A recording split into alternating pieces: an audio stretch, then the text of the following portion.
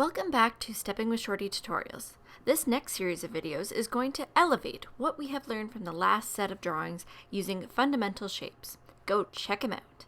These videos will be tiered from beginner drawers to more experienced. Hope you enjoy!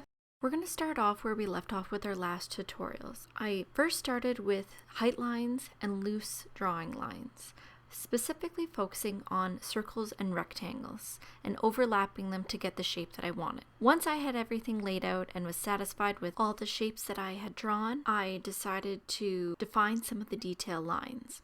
For some reason, I struggled with the facial features, and this is where drawing lightly with your pencil comes in handy so that you can erase the lines when you make mistakes, just like I did here.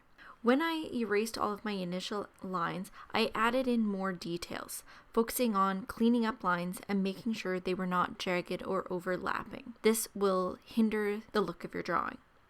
The second phase to all of these drawings is the addition of shading, which you can look at your grayscale for reference for.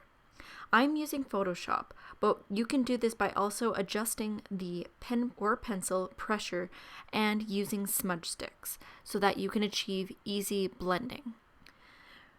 With simple cartoon drawings, you may have little to no shading at all. In the case of this, there is minimal shading to be done. However, it is in stark contrast to the primary colors.